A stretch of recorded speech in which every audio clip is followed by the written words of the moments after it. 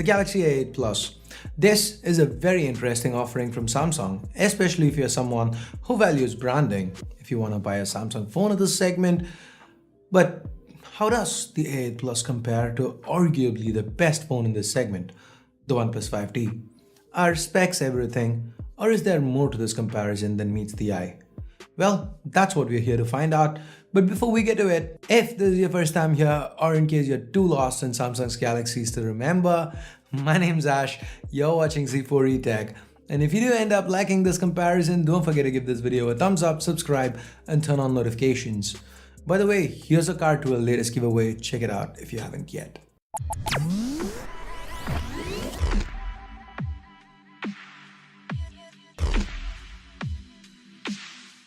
So as is tradition here on C4E Tech, let's start with the build and design. First, the OnePlus 5T. 2017 was the year of 18:9 displays, and the 5T is OnePlus showing up to play. Well, the USP is the display. What's surrounding it isn't all that bad. It's a metal body build with curves at the sides to the back, and that kinda makes it quite ergonomic. The back is still slippery, of course, given all the metal, but the in-hand feel, that's quite nice. At 160 grams, it is quite light too. The A8 Plus, on the other hand, is more reminiscent of mainstream flagships from 2017. Now the iPhone 8 and 10, the Galaxy S8 and Note 8, the LG V30, what do they all have in common? A sandwich glass design. And that's what Samsung's gone with here. The end result?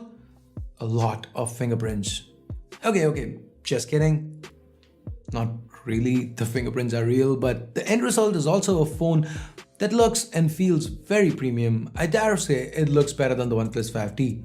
The 5T has the ever so handy alert slider. It also happens to be slimmer, shorter, narrower, and even a whole 30 grams lighter than the A8 Plus. Additionally, OnePlus gets points for having quite a few readily available color options to choose from.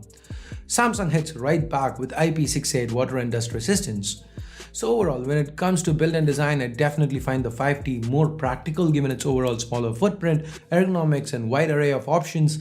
But the A8 Plus is hard to ignore given the more premium design and IP68 rating.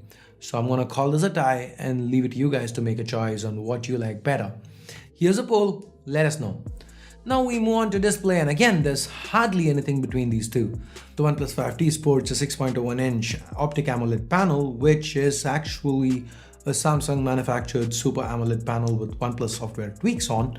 The A8 Plus, on the other hand, also utilizes a Samsung manufactured Super AMOLED panel with a slightly different aspect ratio though, 18.5:9 compared to 18:9 on the 5T.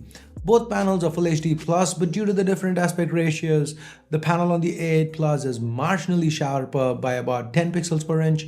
That's just in theory, because in reality there is no perceivable difference in sharpness. They are equally sharp, leading to another tie here.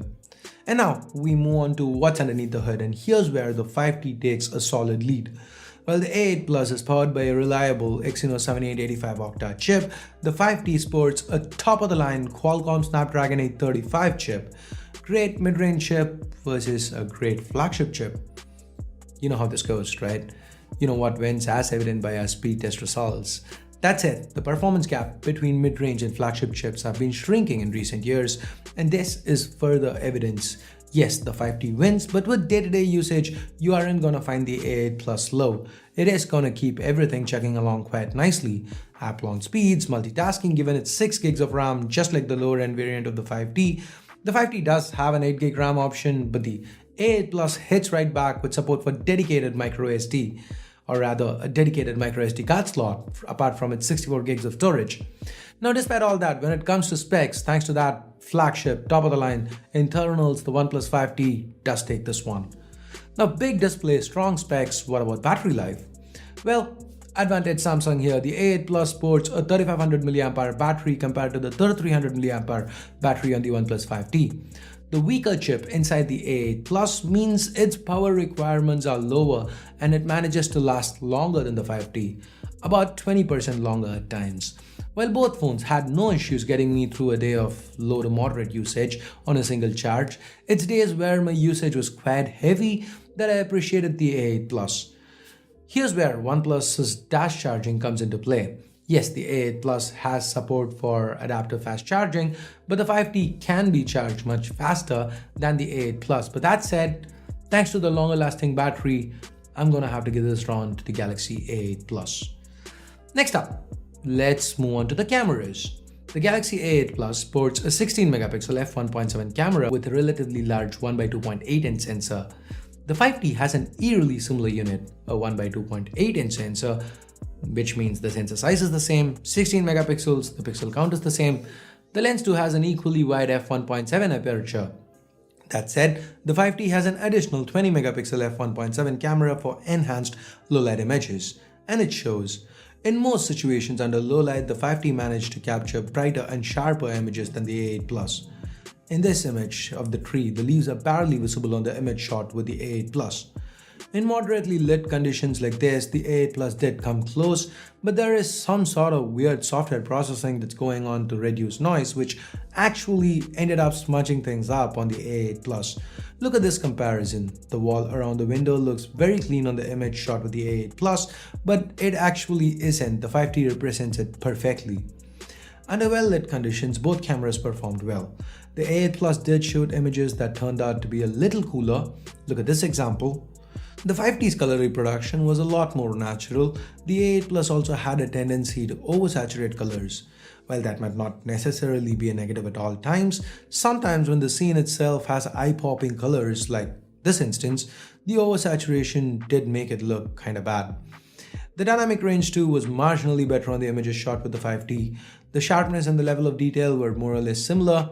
Additionally, the 5T has a portrait mode. This is where the subject is in focus and the background is blurred to replicate the shallow depth of field you often find when shooting with the DSLR. The A8 Plus does not have this feature, with the rear camera at least. And here's the twist. With the front camera, the A8 Plus has a secondary 8 megapixel unit to go along with the primary 16 megapixel sensor. The OnePlus 5T has only a single 16 megapixel shooter up front. This means the A8 Plus lets you shoot live focus shots, kinda like the portrait mode we just saw, but with the cameras on the front. The implementation is well done, and here Samsung lets you adjust the amount of blur before or even after the shot, similar to what you could do with the rear camera of phones like the Note 8. Even with regular selfies, the A8 Plus did shoot sharper images and managed to reproduce skin tones a lot more naturally, but the 5T offered a tad better dynamic range. With video, the OnePlus 5T can shoot 4K videos at 30 frames per second, while the A8 Plus is limited to just 1080, and 1080p on a 33K phone is kind of unacceptable. That said, both phones do have support for EIS and they perform almost equally well with regards to stability. When it comes to the quality of the footage itself, the 5T and the Galaxy A8 Plus are, well, galaxies apart. 4K versus 1080p, that's a huge difference in sharpness right there. The footage shot with the 5T has much better dynamic range and detail. So overall, for the rear camera and videos, I'm gonna go with the 5T, while the A8 Plus did shine when it came to selfies. So the camera round does go to the OnePlus 5T. Next, let's move on to software. Now both phones are running on Android 7.1 Nougat, but the Oreo update is just around the corner for the OnePlus 5T. The A8 Plus will also receive Oreo, but it is gonna take a little longer. It is also worth noting that OnePlus usually has a 2-update policy, so the 5T is assured of a P update, while it's hard to see Samsung providing a second major update to a A series phone. I honestly don't recall Samsung doing that anytime in the past. If I'm missing something, let me know. If you do know of a A series phone that received 2 major updates, so let me know via the comments below. Anyway, update stories aside, the user interface on both phones are vastly different. The A8 Plus has Samsung Experience skin, and that's got a lot more features, but it is also a little heavier. It's got quite a few nice features like secure folder, games mode, one-handed mode, as well as dual messenger to run 2 instances of the same app. The standout feature here though is Samsung Pay, which lets you leave your wallet at home and pay with your A8 Plus anywhere, any place where a credit or debit card is accepted. On the other hand, the 5T comes with Oxygen OS. While it's a little light on the features, it is also an interface that's known for its speed. The user experience is awesome here, the 5T just flies. Just like Samsung, there is support for Face Unlock, OnePlus scanner implementation. It's faster than on the A8 Plus. The fingerprint scanner as well, talking about fast. It is also extremely fast on the 5T, much faster and even a little bit more accurate than the one found on the A8 Plus.